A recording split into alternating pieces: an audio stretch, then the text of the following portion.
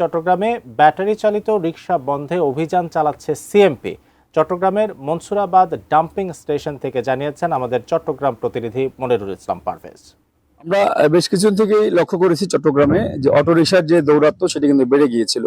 অর্থাৎ এই রিকশাগুলো যখন সড়কে চলে, এদের কোনো সরকারের কোনো নিবন্ধন নাই, যে ড্রাইভাররা চালায় তাদের কোনো প্রশিক্ষণ নাই, লাইসেন্স নাই, এভাবে কিন্তু চলছিল।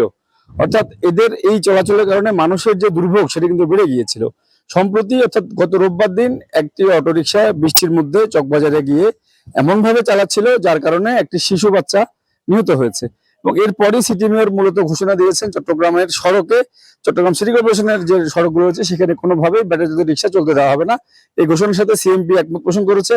এরপর আমরা সিএমপি কে দেখতে পেয়েছি যে ওনাদের অভিযান ওনারা জোরদার করেছে এবং এখনকার যে অবস্থা, সিএমপি অভিযানের ফলে দেখা গিয়েছে প্রত্যেকটি জায়গায় ডাম্পিং স্টেশন সব কিন্তু এই প্রতিদিন যে রিকশা ধরা পড়ছে, যার কারণে কিন্তু সব জায়গাগুলো কিন্তু পরিপূর্ণ হয়ে গিয়েছে। তবে এখন সবার একটি প্রত্যাশা যে এটি হয়তো এগুলোকে হয়তো নষ্ট করে দেওয়া হবে বা এই ধরনের একটি সবাই প্রত্যাশা করছে। তারপরে অনেকে বলছে আবার হয়তো 2-10 দিন রেখে এগুলো আবার হয়তো জরিমানা নিয়ে ছেড়ে দিবে। তো ছেড়ে দিলে তো সেগুলো আবার আগের অবস্থায় ফিরে যাবে। তবে এখানকার যারা সচেতন সমাজ বা যারা বিভিন্ন রকম নাগরিক সমাজ রয়েছে তারা সবাই দাবি করছেন যাতে এই গাড়িগুলো ডাম্পিং করা হয় এবং প্রয়োজনে আর ধীরে ধীরে যে গাড়িগুলো ধরা হবে সেগুলো তার ফেরত দেওয়া না হয় ধীরে ধীরে, তাহলে হয়তো এই ব্যাটারি রিকশার দৌরাত্ম্য হয়তো চট্টগ্রামে কমে আসবে।